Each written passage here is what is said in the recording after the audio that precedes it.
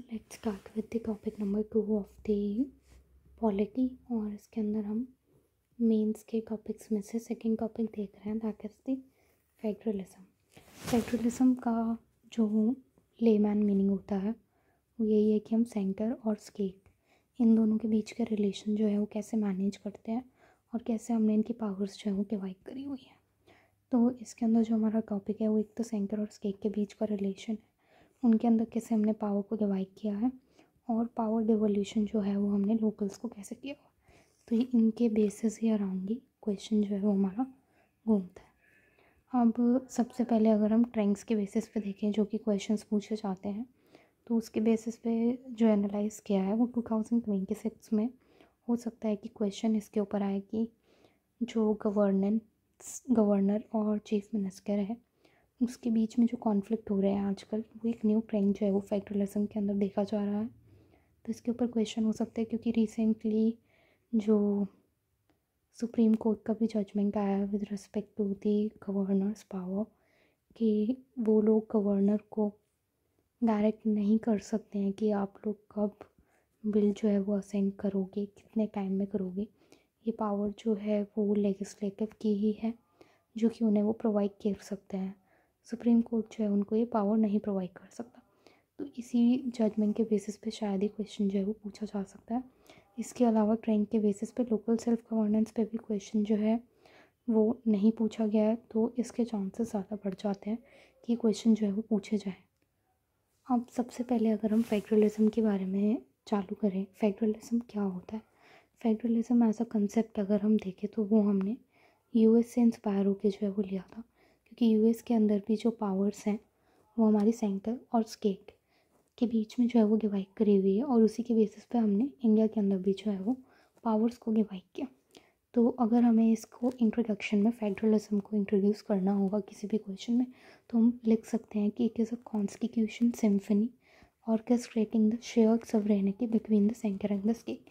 But just यही है इसके अंदर कि इसके अंदर हम जो सॉवरेनिटी है उसको शेयर कर रहे हैं किसके बीच में, सेंटर और स्टेट।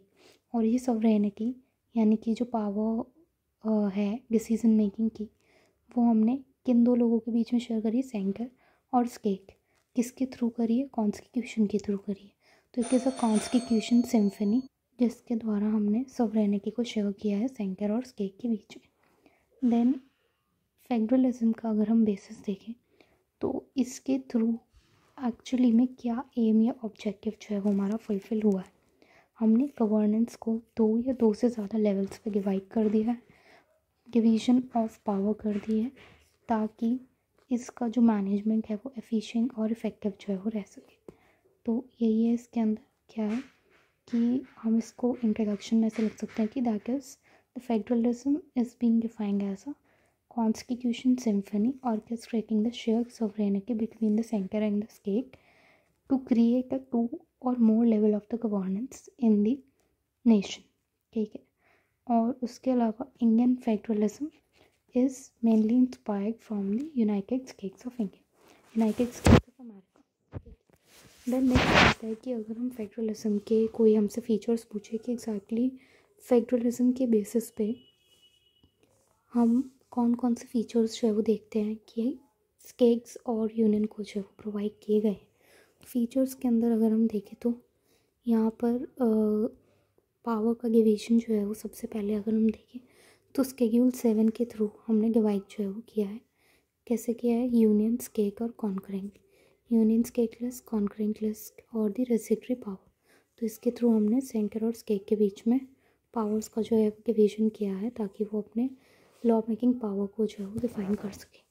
इसके अलावा हमने सभी को अपनी अपनी इकोनॉमी जो है वो प्रोवाइड करी है बेस्ड ऑन द सब्जेक्ट्स कि वो उसके ऊपर अपना खुद का लॉ जो है वो प्रोवाइड कर सकते हैं। इसके अलावा जो ये फेडरल डिवीजन ऑफ पावर है ये हमने कॉन्स्टिट्यूशन के द्वारा जो है वो रिटन फॉर्म में डिफाइन किया है ताकि कोई भी किसी की पावर को ओवर पावर जो है वो ना कर सके। इसके अलावा सेंटर और स्टेट इन दोनों के बीच में कोई भी अगर डिस्प्यूट होगा तो उसको कौन रिजॉल्व करेगा, उसको जुडिशरी जो है वो रिजॉल्व करेगी और वो इंडिपेंडेंट रह के जो है वो सॉल्व करेगी। तो इसी वजह से हमने सेपरेशन ऑफ पावर को भी या फिर चेक एंड बैलेंसेस को भी जो है वो मेंटेन करके रखा है।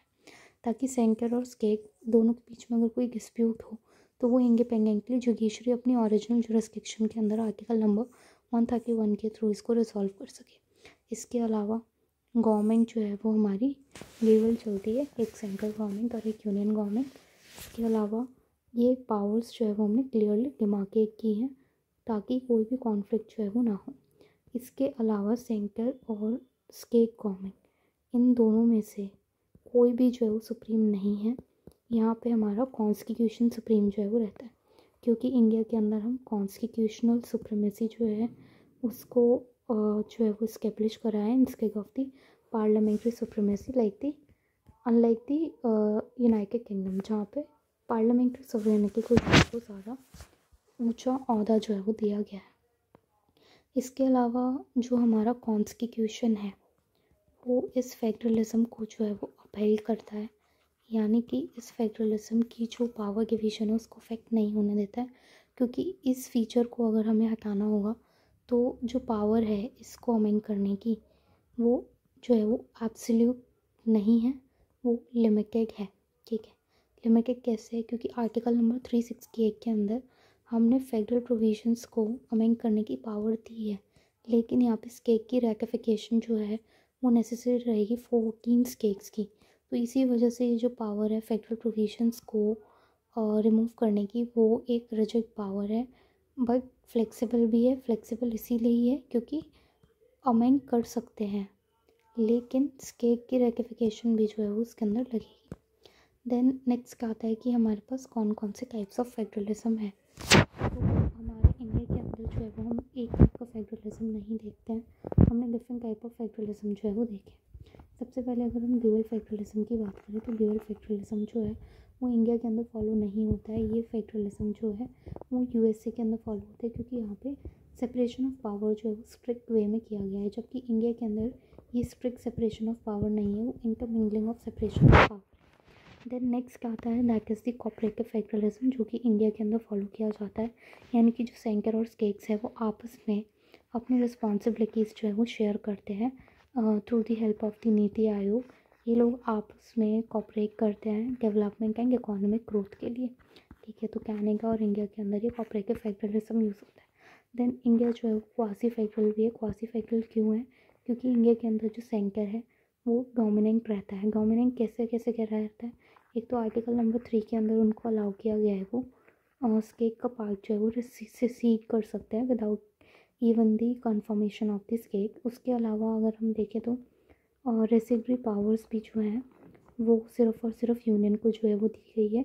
इसके अलावा जो कॉन्करेंट लॉज हैं अगर वो यूनियन के द्वारा लाए जाते हैं और स्टेट उसे अपोज करती है तब भी यूनियन का ही लॉ जो है वो प्रिवेल करता है। तो इसी वजह से इंडिया का जो सिस्टम है उसको हम क्वासी फेडरल भी जो है वो बोलते हैं। इसके अलावा असिमेट्रिक फेडरलिज्म भी जो है इंडिया के अंदर यूज़ होता है। असिमेट्रिक फेडरलिज्म का मतलब है कि हमने कुछ अनइक्वल पावर्स जो हैं वो कुछ ऐसी स्टेट्स को दी हुई हैं जो कि स्पेशल है, और उनको स्पेशल पावर्स इसलिए दी गई थी ताकि वो इंडिया के अंदर इंटीग्रेट हो सके।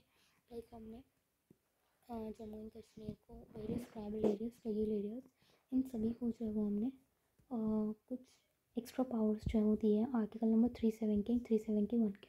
तो इसकी वजह से ये असिमेट्रिक फेडरलिज्म जो है वो फॉलो होता है। देन इंडिया जो है उसको यूनियन ऑफ स्टेट बोला गया क्योंकि यहाँ पे स्टेट को कोई पावर जो है वो नहीं दी गई है कि वो इंडिया से रिसीव हो सके। तो इसी वजह से यूनियन ऑफ स्टेट्स जो है वो इसका है। इसका आइडिया जो है वो हमने कहाँ कहाँ से लिया है? एक तो ब्रिटेन के पार्लियामेंट से जो है वो लिया था हमने इसका फेडरलिज्म का आएगी। इसके अलावा यूएस फेडरलिज्म और इसके अलावा गवर्नमेंट ऑफ इंडिया एक्ट 1935 का जो फेडरल प्रिंसिपल था जिसके बेसिस पे हमने इलेक्शन जो है वो किए थे उसको भी हमने जो है वो फॉलो किया। अब इंडिया के अंदर जो फेडरलिज्म है वो पार्लियामेंट के अंदर भी जो है वो हम डिस्प्ले करते हैं, यानी कि जो यूनियन गवर्नमेंट की पावर्स है वो सिर्फ़ और सिर्फ पूरे होल इंडिया की ही नहीं, वो इंडिया के स्टेट्स को भी जो है वो रिप्रेजेंट करता है। और वो कैसे रिप्रेजेंट करता है? वो राज्यसभा के थ्रू रिप्रेजेंट करता है जो कि स्टेट्स को रिप्रेजेंट करते हैं, जबकि जो लोकसभा है वो हमारे यूनियन को रिप्रेजेंट करता है। तो यहाँ पे भी जो है वो हमने अपना पार्लियामेंट के अंदर भी फेडरलिज्म जो है वो फॉलो कर रहे हैं। इसके अलावा इमरजेंसी पावर जो है वो सेंट्रल है, क्योंकि यहाँ पे डायरेक्ट पावर्स जो है वो यूनियन गवर्नमेंट को दी गई है कि वो इंडिया को एक फेडरल कंट्री से सेंट्रलाइज कैंगेंसी वाली स्केक जो है वो बना देगा। तो ताकि से इमरजेंसी पावर जो कि वॉर वगैरह में जो है वो ये स्केक जो है वो लिया जाता है। देन नेक्स्ट आता है कुछ यूनिटरी फीचर्स। तो इंडिया के अंदर कौन कौन से यूनिटरी फीचर्स है। यूनिटरी फीचर्स का मतलब है कि सेंटर की पावर जो है वो ग्रेटर है स्केक से, और वो उसको ज़्यादा पावर देके उसको यूनिटरी जो है वो बना देती है स्ट्रॉन्ग सेंटर के साथ। तो सबसे पहले तो हमारी इमरजेंसी पावर से आ गई, जिसमें उनको ज़्यादा पावर्स दी गई है, इवन लॉ मेकिंग पावर भी जो है वो दी हुई है ऑर्डिनेंस के थ्रू।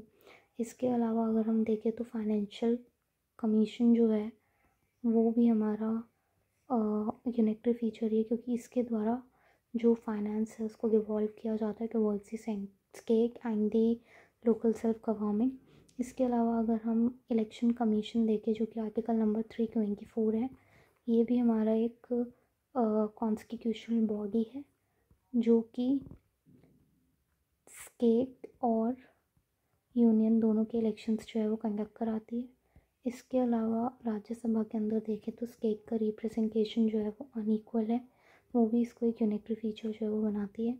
इसके अलावा सिंगल कॉन्स्टिट्यूशन, सिंगल सिटीजनशिप, यही जो है वो हम फॉलो करते हैं, यानी कि एक नेशन की आइडेंटिटी जो है वो वहाँ के लोगों को प्रोवाइड करते हैं इंस्टेड ऑफ द रिलीजन और द रीजन आइडेंटिटी। ठीक है।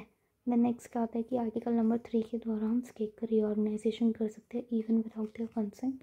तो तेलंगाना को जो 2014 में बनाया गया था अलग से स्टेट, उनकी कंसेंट के बिना ही जो है वो बनाया गया था। इसके अलावा इमरजेंसी पावर, इसके अलावा ऑल इंडिया सर्विसेज, इसके अंदर जो भी काम करते हैं वो सेंटर के द्वारा जो है वो किया जाता है, रिक्रूटमेंट वगैरह का, जो कि ये स्टेट्स के अंदर जो है वो एक लाइन डिप्लॉय किए जाते हैं आर्टिकल नंबर 312 के तहत। देन नेक्स्ट आता है कि गवर्नर जो कि स्टेट के अंदर काम करते हैं, लेकिन इनको जो कहा जाता है वो कहा जाता है कि सेंटर का रिप्रेजेंटेटिव है इन दी स्टेट, ताकि जो सेंटर और स्टेट के बीच की पावर है वो मेंटेन रह सके। नेक्स्ट आता है कि यूनिटरी फीचर्स जो हैं वो क्यों प्रोवाइड करे गए थे इंडियन कॉन्स्टिट्यूशन के अंदर। ऐसी क्या ज़रूरत पड़ी थी कि हमने अनइक्वल पावर्स जो हैं वो डिवाइड करी सेंटर और स्टेट के बीच में। एक तो पार्टीशन के इफ़ेक्ट्स थे, और पार्टीशन में हमने देखा था कि बहुत ज़्यादा लोगों को जो है वो इफ़ेक्ट हुआ था, और इसकी वजह से हमने एक स्ट्रॉन्ग सेंटर जो है वो प्रोवाइड किया ताकि जो यूनिफॉर्मिटी है वो हम ला सकें, कम्युनल वायलेंस को हम कम कर सकें, प्रिंसली स्टेट्स को हम इंटीग्रेट कर सकें इंडिया के अंदर। तो इसीलिए हमने पोस्ट पार्टीशन यूनिटरी फीचर्स जो है वो रखे। इसके अलावा सेसेशनिस्ट टेंडेंसीज़ को रिड्यूस करने के लिए लाइक ऑपरेशन, तो सेसेशनिस्ट टेंडेंसीज़ को कम करने के लिए भी हमने यूनिटरी फीचर्स जो है वो लेके आए थे। जैसे कि हमने देखा था कि जूनागढ़, उसके अलावा हैदराबाद और इसके अलावा जम्मू एंड कश्मीर, ये तीनों स्टेट्स ऐसे थे जो नहीं चाहते थे कि वो इंडिया के अंदर इंटीग्रेट हो और उससे अलग हो जाए। तो इसी वजह से ऑपरेशन पोलो भी जो है वो हमने किया था, और यूनिटरी फीचर्स इसीलिए लाए गए थे ताकि स्टेट्स के अंदर सेसेशनिस्ट टेंडेंसी ना हो और इंडिया का ब्रेकडाउन जो है वो ना हो। इसके अलावा हमारी जो इंडिया है उसके अंदर बहुत सारे डाइवर्स टाइप के कम्युनिटीज़ जो है वो रहते हैं।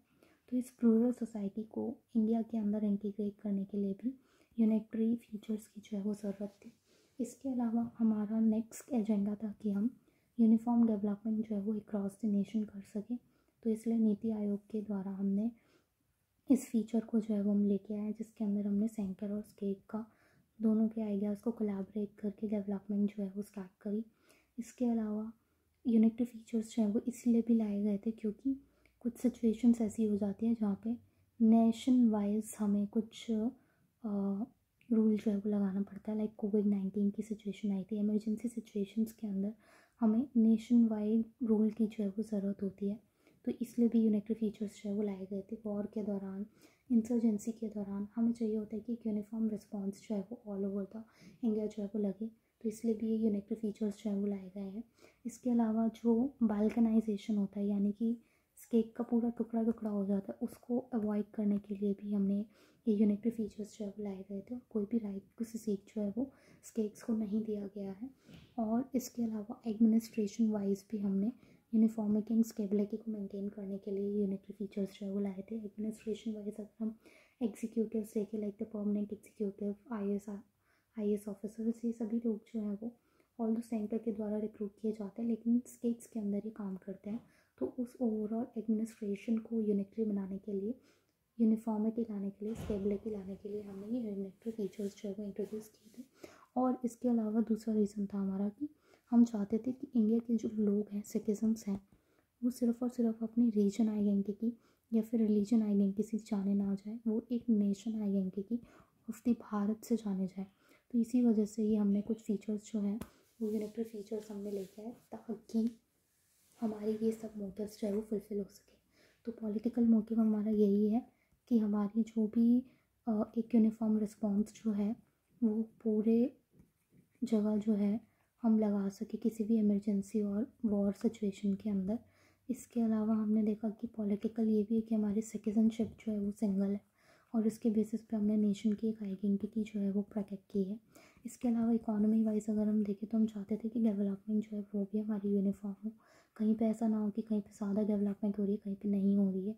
इसके अलावा सोशल अगर हम देखें तो हम चाहते थे कि सेसेशनिस्ट टेंडेंसी जो है वो ना हो, कम्युनलिज्म जो है वो ना फैले, और एक इंडिया जो है वो एक पूरे इंडियंस के साथ मिलके जो है वो बने। तो ये सारे जो है वो हमारे रीजंस थे कि हम क्यों यूनिटरी फीचर्स जो है वो हम इसके अंदर लेके आए। हम नेक्स्ट आते हैं कि हमारे इस यूनिटरी फीचर्स की वजह से क्या क्या इश्यूज़ जो हैं वो अराइज़ होते हैं, जिसकी वजह से ये प्रॉब्लमेटिक जो है वो हो गया है। तो अगर हम इश्यूज़ देखें तो इसके अंदर इश्यूज़ जो है वो हमारे आते हैं कि सेंटर जो है अपनी पावर के साथ कई बार ऐसा होता है कि अपनी मनमानी जो है वो करता है, और उस मनमानी की वजह से क्या होता है कि स्टेट जो है वो छोटा महसूस करता है, और स्टेट को लगता है कि उसके पास अपनी खुद की इतनी सफिशिएंट पावर नहीं है कि वो खुद के लिए जो है वो डिसीजंस ले सके। तो सबसे पहले अगर हम देखें तो रीसेंट कंसर्न जो है वो यही है कि गवर्नर जो है उनको instead of the centre representative, वो रिप्रेजेंटेटिव की तरह काम नहीं करते हैं, वो एक सेंटर के पपेट की तरह जो है वो काम करते हैं, और जो सेंटर कहता है उसके बेसिस पे अपने डिसीजंस जो है वो स्टेट के अंदर लेते हैं, और एक एडवाइस जो कि स्टेट की है उसको भी जो है वो ठुकरा देते हैं। ठीक है, और जो भी बिल्स प्रोवाइड किए जाते हैं उनको असेंट देने के लिए, वो डिले जो है वो उसके अंदर करते हैं इनडेफिनेटली, और इसकी वजह से लेजिस्लेटिव प्रॉब्लम्स जो हैं वो स्टेट के अंदर देखने को मिलती है। तो गवर्नर और स्टेट गवर्नमेंट इन दोनों के बीच में इस कॉन्फ्लिक्ट की वजह से यूनिटरी फीचर्स को कई बारी जो है वो क्रिटिसाइज़ किया जाता है, और ये सिर्फ यहीं तक लिमिटेड नहीं है। Vice chancellor of the university, ये जो है इसकी पावर दी गई है गवर्नर को इसमें अपॉइंट करने के लिए। तो इसके अंदर उनका इंटरफेरेंस जो है वो इंक्रीज़ होता है, और जिसकी वजह से जो वाइस चांसलर है उसको इंडिपेंडेंटली अपॉइंट ना करते हुए पॉलिटिकली मोटिवेटेड और फेवरेटिज्म के बेसिस पे उनको अपॉइंट जो है किया जाता है। इसके अलावा जो भी एक एंड एडवाइस है वो रिफ्यूज़ कर देते हैं उसको फॉलो करने के लिए, और ये सारे कॉन्फ्लिक्ट्स जो है वो हम basically non ruling party states के अंदर जो है वो देखने को मिलता है, like the Tamil Nadu, Kerala and the West Bengal. इसके अलावा अगर हम देखें तो यूनिटरी फीचर्स के अंदर हमारी सेंट्रल एजेंसीज़ भी जो है वो आ जाती है। सेंट्रल एजेंसीज़ भी जो है वो काम कर रही हैं ताकि पूरे उसके अंदर पब्लिक लॉ एंड ऑर्डर जो है वो बना रहे। ठीक है, उस पब्लिक लॉ एंड ऑर्डर को इंश्योर करने के लिए हमने कुछ सेंट्रल एजेंसीज़ जो है वो बनाई, central bureau of investigation and ED. इन दोनों को भी जो है वो आजकल मिसयूज़ किया जा रहा है, पॉलिटिकली मोटिवेटेड रेड जो है वो की जा रही है नॉन रूलिंग पार्टी स्टेट्स के अंदर। और इसके अंदर सीबीआई के अंदर कई लोगों ने, कई स्टेट्स ने अपनी जो जनरल कंसेंट है कि सीबीआई अपने अकॉर्डिंगली उसके अंदर स्टेट के अंदर इन्वेस्टिगेशन कर सकता है, वो जनरल कंसेंट भी जो है वो वेरियस स्टेट्स ने जो है वो विड्रॉ कर लिया सीबीआई से। तो इसकी वजह से भी सीबीआई और स्टेट के बीच में जो है वो कॉन्फ्लिक्ट देखा जा रहा है। इसके अलावा तीसरा कॉन्फ्लिक्ट अगर हम देखें इसमें, तो एक government of national capital territory of Delhi का हमारा जो है वो एक्ट है, जिसके अंदर ये इंटरप्रेट किया गया था सुप्रीम कोर्ट जजमेंट के द्वारा कि एलजी जो है उसी को ही गवर्नमेंट जो है वो माना जाएगा। तो जो भी मतलब डिसीज़न लिया जाएगा और उसके लिए हम परमिशन लेंगे तो वो एलजी के द्वारा जो है वो ली जाएगी। तो गवर्नर का मतलब जो है वो उन्होंने, गवर्नमेंट का मतलब इंस्टेड ऑफ सीएम इन्होंने एलजी जो है वो उसको डिफ़ाइन किया है। इस बेसिस पे ये मैंडेटरी रूल लाया गया है कि एलजी का ओपिनियन जो है वो लगेगा ही लगेगा इस पर्टिकुलर स्टेट को गवर्न करने में, ठीक है। लेकिन सुप्रीम कोर्ट का जजमेंट ये भी था कि जो एलजी है वो काउंसिल ऑफ मिनिस्टर की एगेन एडवाइस पे जो है वो काम करेगा। इसके अलावा और कंसर्न क्या है, तो फाइनेंशियल कंसर्न भी है। जो 280 हमारा आर्टिकल है जिसके बेसिस पे फाइनेंस कमीशन बिठाया गया है, उसके बेसिस पे हमने फाइनेंस जो है वो डिवॉल्व करते हैं उनकी रिकमेंडेशन के बेसिस पे। लेकिन जो फाइनेंस डिस्पर्स किया जाता है वो बहुत ही कम है उनकी रिस्पॉन्सिबिलिटी के मुताबिक, जिसकी वजह से उनको इम्प्लीमेंटेशन ऑफ द प्रोजेक्ट्स के अंदर जो है वो इशू आती है और उनका रेवेन्यू जो ग्रांट या पैसे का ट्रेजरर है वो काफ़ी कम जो है वो रहता है। इसके अलावा हमने वन नेशन वन टैक्स भी जो है वो हम लेके आए थे, ठीक है, जिसकी वजह से जो टैक्स रेवेन्यू है वो भी स्टेट्स का कम हो गया। और टैक्स रेवेन्यू कम होने के बाद एक चीज़ और हुई है कि जो स्टेट्स हैं वो रेवेन्यू के लिए यूनियन के ऊपर जो है वो डिपेंडेंट हो गई है। और यूनियन जो है वो इस पर्टिकुलरली प्रोविज़न के बाद जो कॉम्पनसेशन देने वाला था उसके अंदर भी कॉम्पनसेशन में डिले हो गया, जिसकी वजह से उनके बीच में डिस्प्यूट हो रहा है। इसके अलावा नीति आयोग अगर हम देखें तो नीति आयोग हम इसीलिए लेके आए थे ताकि हम कोऑपरेटिव फेडरलिज्म, कोऑपरेटिव डेवलपमेंट जो है वो कर सके सेंटर और स्टेट के बीच में। लेकिन एक्चुअल में अगर हम देखें तो फेडरल डायलॉग जो है वो इसके अंदर भी लैक कर रहा है। इसके अलावा वन नेशन वन इलेक्शन जो हम रिसेंटली रामनाथ कोविंद जी की कमेटी के द्वारा रिकमेंड किया गया है कि उसको लगा दिया जाए, वो भी एक यूनिटरी फीचर ही है। लेकिन इसका इम्पैक्ट जो है वो स्टेट के डिसीजंस के ऊपर जो है वो पड़ेगा। स्टेट के लोग जो हैं वो जो वोट है वो हमारा जो है वो अफेक्टेड होगा नेशनल पार्टीज़ की वजह से। रीजनल इश्यूज़ जो है वो उसके अंदर कहीं ना कहीं खो जाएंगे और नेशनल इश्यूज़ जो है वो प्रायोरिटाइज़ किए जाएंगे और उसके बेसिस पे उनको वोट जो है वो करेंगे। तो वन नेशन वन इलेक्शन भी जो है वो एक यूनिटरी फीचर का ही एक कंसर्न है जिसको क्रिटिसाइज़ भी किया गया तमिलनाडु और केरला के द्वारा। देन जो कई सारे स्टेट लिस्ट के मैटर्स हैं उनके ऊपर देखा जा रहा है कि ऑर्डिनेंस का यूज़ करके जो यूनियन गवर्नमेंट है वो उनके ऊपर लॉज जो है वो लेके आती है जिनको फिर अपोज किया जाता है स्टेट्स के द्वारा। तो इसी के अंदर लेजिस्लेटिव ओवररीच जो है वो देखा गया है काफ़ी सारे स्टेट मैटर्स के ऊपर, लाइक द फार्म लॉज 2020।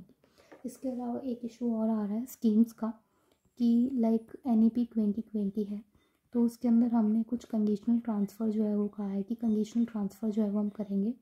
और कंडीशनल ट्रांसफ़र हम तभी करेंगे जब इसके सारे जो लॉज हैं या फिर पॉइंट्स हैं वो इम्प्लीमेंट कर दिए जाएंगे स्टेट्स के द्वारा। तो इसके द्वारा 3 लैंग्वेज फार्मूला जो है वो लाया गया था कि आपको बच्चों को 3 लैंग्वेजेस जो है वो पढ़ाएं। लेकिन कई सारे स्टेट्स जो है वो इसके अगेंस्ट हैं और इसी वजह से उन दोनों के बीच में जो है वो कॉन्फ्लिक्ट हो रहा है। इन सेंट्रल स्कीम्स के अंदर जो पैसा प्रोवाइड किया जाता है शेयरिंग बर्डन के साथ, वो स्टेट्स के साथ जो है वो ढंग से नहीं किया जाता है। उनके ऊपर रिस्पॉन्सिबिलिटी ज़्यादा होती है लेकिन फंड जो है वो कम होता है।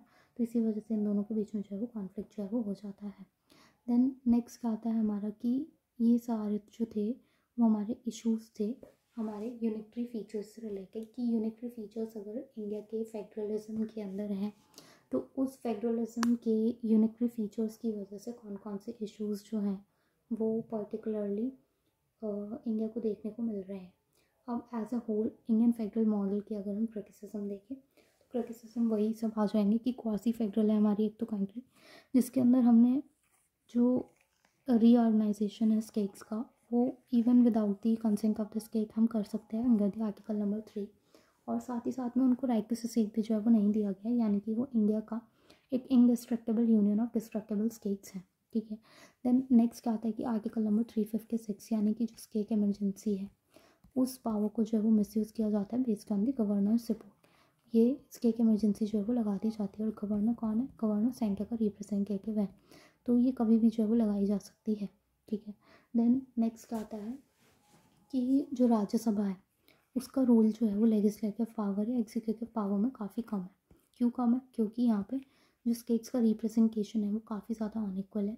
दो स्टेट्स लाइक यूएस में प्रोवाइड किए गए हैं, दो सीट्स, वो यहाँ पे इंडिया में प्रोवाइड नहीं करी गई है। यहाँ पे पॉपुलेशन के बेसिस पे सीट्स जो है वो प्रोवाइड की जाती है। इसके अलावा इंडियन फेडरल मॉडल के अंदर प्रॉब्लम है पार्टिसनशिप की, सब्जेक्टिविटी की। जो गवर्नर है वो न्यूट्रल नहीं रहता है, वो पार्टिसनशिप एक पार्टी के साथ ओरिएंटेड रह के अपने डिसीजन को सब्जेक्टिव रखता है। इसके अलावा फिजिकल इकोनॉमी के ऊपर भी जो है वो काफ़ी कंट्रोल है आर्टिकल नंबर 280 की वजह से। और स्टेट की इकोनॉमी जो है वो अंडरमाइन की हुई है काफ़ी सारे कॉन्करेंट लिस्ट के लॉज से, लाइक द फार्म लॉज जो है वो कॉन्करेंट लिस्ट के द्वारा इम्प्लीमेंट जो है वो किया गया। अब नेक्स्ट आता है कि जो फेडरल इंस्टीट्यूशंस हैं like the inter state council, ताकि फेडरलिज्म जो है वो बना रहे, वो ढंग से जो है वो यूज़ नहीं किया जाता और वो नॉन फंक्शनल जो है वो रहता है। देन इसके अलावा हम वन साइज फिट ऑल जो है वो अप्रोच यूज़ करते हैं, लेकिन वो हमें नहीं यूज़ करनी चाहिए। लाइक असिमेट्रिक फेडरेशन जो है वो हम यूज़ कर रहे हैं पोस्ट 370 एब्रोगेशन, ठीक है।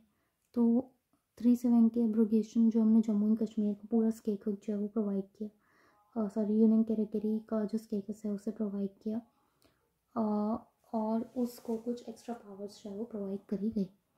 देन नेक्स्ट आती है हमारी कि हम इस फेडरलिज्म के जितने भी प्रॉब्लम्स हैं उसको कैसे सॉल्व कर सकते हैं। तो इसके अंदर हम कुछ कमेटीज़ जो हैं वो डालेंगे, सरकारिया कमीशन, पूंजी कमीशन।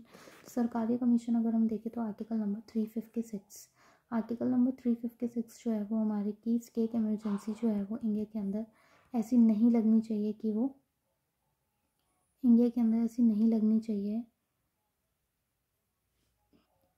कि वो बिना किसी मतलब के स्टेट के अंदर जो है वो लगा दी गई है। और आर्टिकल नंबर 263 यानी कि जो इंटर स्टेट काउंसिल का प्रोविज़न है उसको अगर हमें ढंग से यूज़ करना, गवर्नर जो भी हम अपॉइंट करेंगे वो न्यूट्रल होना चाहिए, नॉन पार्टिसन होना चाहिए। इसके अलावा आर्टिकल नंबर 356 हम जब भी यूज़ करें तो उसके लिए एक गाइडलाइन होनी चाहिए, यानी कि भाई प्रोपोर्शनलिटी टेस्ट जो है वो पास करना चाहिए अगर उसको लगाया जा रहा है तो। दैन गवर्नर के लिए कूलिंग पीरियड जो है वो प्रोवाइड करना चाहिए कि अगर गवर्नर को अपॉइंट किया जा रहा है तो उसका पार्टी के साथ जो भी नेक्सस है उसको ख़त्म करने के बाद ही उसको इस गवर्नर की पोस्ट पे जो है वो एंटर होना चाहिए। द नेक्स्ट आता है कि हमें स्टेट के साथ कंसल्ट करना चाहिए, किसके ऊपर, कॉन्करिंग क्लॉज को लगाते हुए। इसके अलावा कॉन्टिन्यूस राइज जो है वो आर्टिकल नंबर 248 का जो है वो हो रहा है, सॉरी कॉशियस यूज़ जो है वो हमें करना चाहिए आर्टिकल नंबर 248 का। आर्टिकल नंबर 248 क्या कहता है कि रेजिटरी पावर्स जो है वो सेंटर को प्रोवाइड की गई है, instead of keeping them in the concurrent list हमने वो यूनियन को जो है वो प्रोवाइड कर दिया, और इसको भी हमें कॉशियसली जो है वो यूज़ करना चाहिए। देन NCRC WC की क्या रिकमेंडेशन जो है वो आई है कि सेंटर स्टेट इक्वल पार्टनर जो है वो होने चाहिए, एंड इसके अलावा लोकल बॉडीज़ को भी जो है वो डेवोल्यूशन होनी चाहिए। देन नेक्स्ट आता है इंडियन फेडरलिज्म और वेस्टर्न फेडरलिज्म के बीच में फ़र्क।